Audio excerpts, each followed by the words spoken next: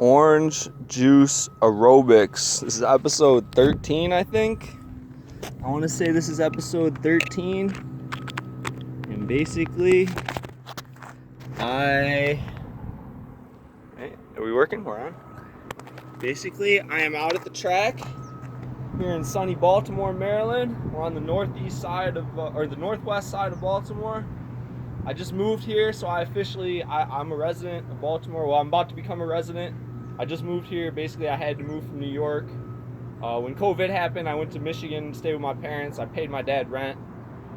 Things didn't work out there, so then I moved to Baltimore because I couldn't really come back to New York. Long story short, though, it really worked out for the best because Baltimore is really nice. And I have this beautiful track literally right down the street from my new apartment. So I couldn't be happier, to be honest. And I'm starting again, beginning anew in Baltimore.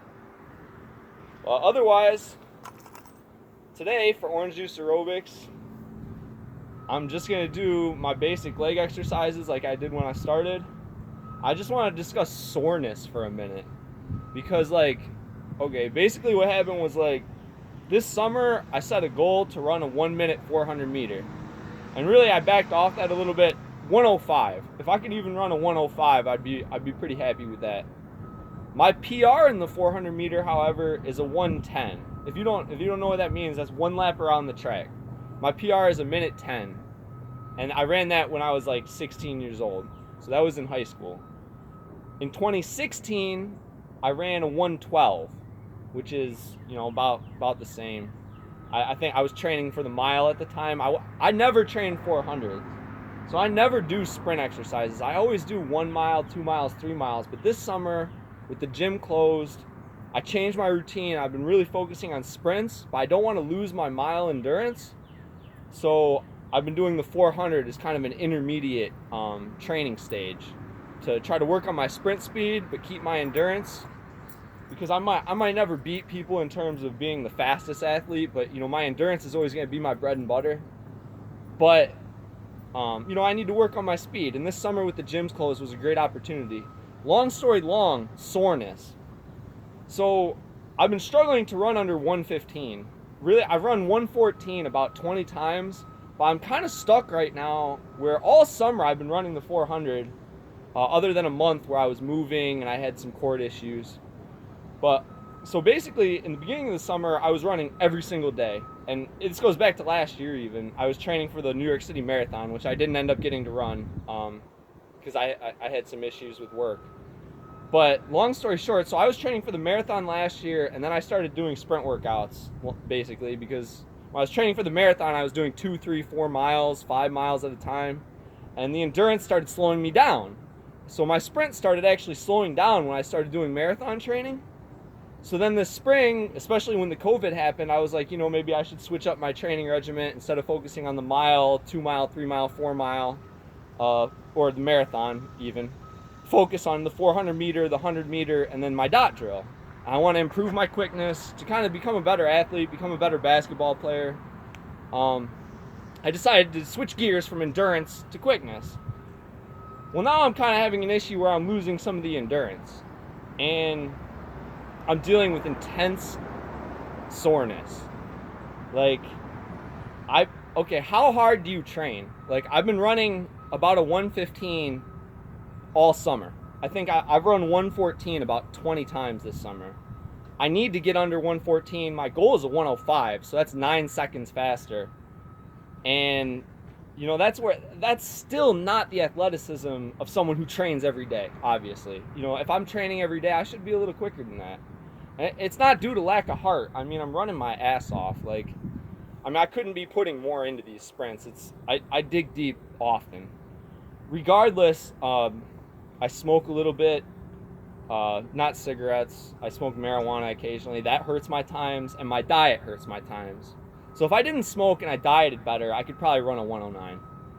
So that's my first problem. My second problem, though, is soreness and managing my workload. So lately, I've been like, okay, let's just run more. Let's just do more work. Typically, when it comes to exercise, the more work you do, the better results you're going to get. It's really that simple. If you want to run faster times, run more miles. If you want to run quicker, do more sprints. It's really that simple. But like, okay, lately what I've been having issues with, and I just want to touch on this for a minute, is dealing with soreness.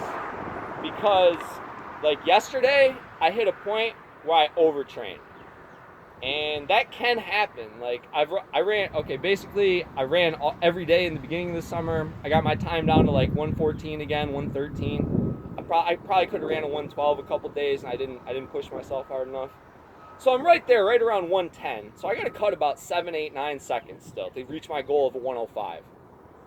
So I've been going hard lately. Like, this is going to be it. This is going to be the one. I'm going to do it right now. I'm going to just go out there, balls out, run my 105, and I'm going to accomplish my goal, right? I haven't been able to accomplish it. I think last week I ran 115 a few times. I'm not getting lower. So I've been running more. So I've been running every day. I've been doing the 400 every single day, and it's a painful event. It's a level of fitness that's very difficult, I should say. The 400 meter especially, I think next to bicep curls is the most painful exercise you can possibly do. Long story long, I overtrained though. So I started running every single day, and 2 days ago, my knees hurt so bad that I had to take a day off. I literally, my body was saying, you have to take a day off. And it's a weird thing because in terms of exercise, it's counterintuitive, and you can have a non-contact injury if you pushed your muscles too hard and your muscle tears. They call that a non-contact injury, when your muscle just breaks. And that's the worst kind of injury to have, because then you have that fear of it could just go at any time. So you don't want that. You want to rest. I'm all about rest. Like, I am all about low intensity, high consistency. But with the 400 meter, it forces me to raise my intensity because sprint workouts are just high intensity in nature. Long story long, the soreness was so acute this week that like I couldn't even walk.